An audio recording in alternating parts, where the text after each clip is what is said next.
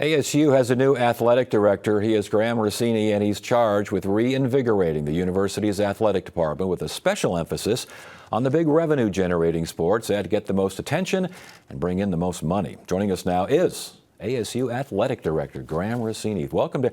When you hear that, ASU Athletic Director, does it still make you take a little pause a little bit? Yeah, very much. It's starting to set in that this is a reality, but it's the honor of a lifetime, and I'm so happy to sit in the chair. Why did you want the job?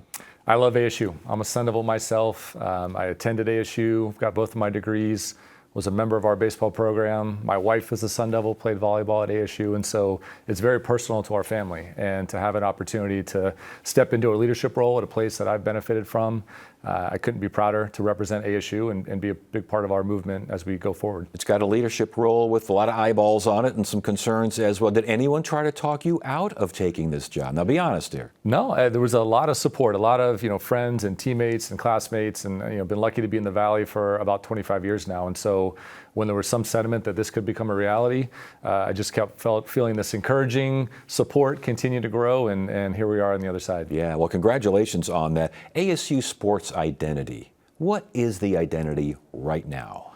A lot of momentum, a lot of excitement, a lot of energy around what we're doing. We've navigated the change that we've had in leadership. We've got a whole new reality as we move into the Big 12 officially on Friday.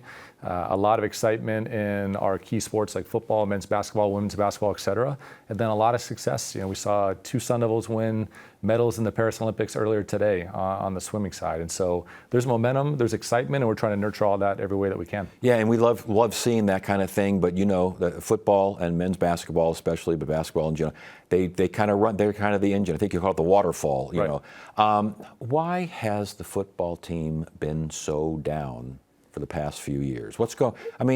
Has it been the NCAA sanctions? How big a part has that played in all this? Yeah, I think that it'd be unfair not to acknowledge that when you're under an NCAA investigation, that has an impact on just the public perception of the program and how that translates into recruiting.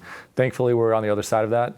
I was not a part of that process other than kind of understanding what our landscape looks like moving forward, but we've closed that chapter. And we're so energized with Coach Dillingham, also a Valley native, also a Sun Devil, at the helm of our program now, and he's doing a great job of building a style of football and building a program that our fans will be proud of. Do you look at what happened in the past and say, we can't do this anymore as a way of moving forward? Yeah, I think there's incredible value in the lessons learned in every bit of how we've operated. And certainly with respect to football, over time we've had a history of success in this program, going back to the legacy of Coach Cush and what he put in motion. And we've had peaks and valleys along the way, but we're very encouraged with Coach Dillingham, the staff that he's built, and what the future looks like for the Sun Devils. The impression is that ASU is catching up when it comes to NIL, that whole situation. First of all, how difficult is that? Because, you're talking about a very fast-moving train here. Can you catch on? Can you latch on to it? Yeah, we are. We've built tremendous momentum around name, image, and likeness over the last 6-7 months. And what we've seen in football and basketball recruiting specifically is that when we start to level the playing field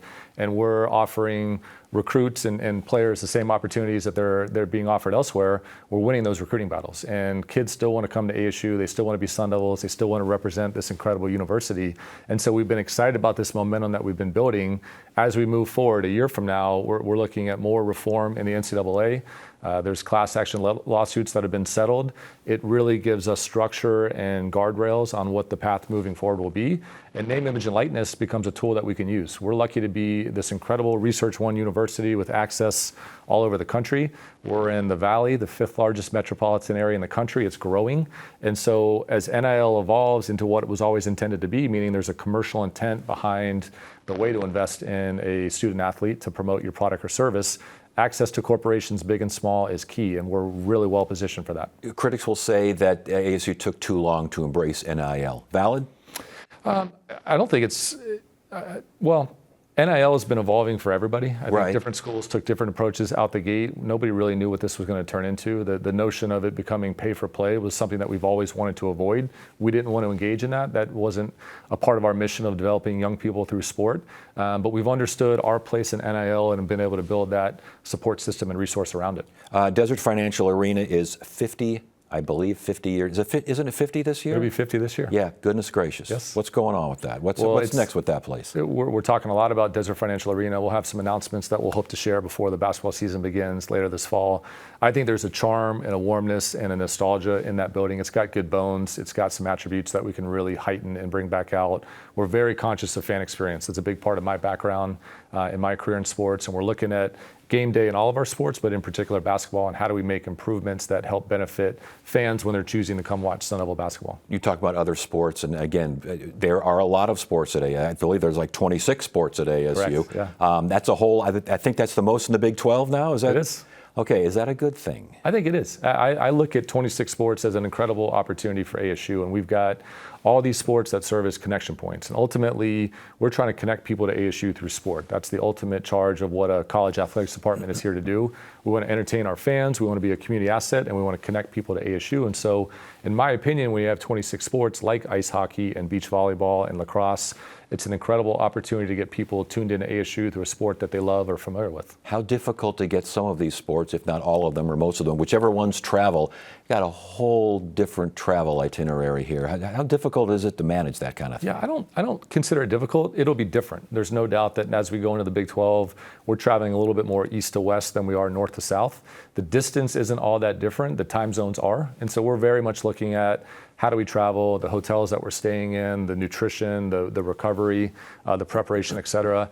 I think that's a benefit. I've spent 13 years in Major League Baseball, so around the pro side of it, and they're going from time zone to time zone all the time. And so it's really relying on our nutrition team, sports medicine, sports performance, et cetera, and making sure that we're organizing the road trips in a way that lead to peak performance.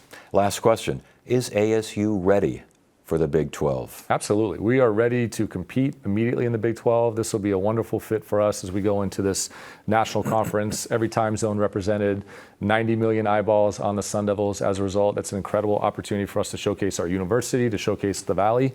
We're ready. We're ready to compete in all of our sports. There's a level of parity in the Big 12 that we recognize and understand, and we're not going into the conference looking to ease our way into it. We want to compete right out the gate. Graham Rossini, ASU Athletic Director. Thank you so much for joining us. Thanks, Pleasure to meet you. Thank you. Thank you.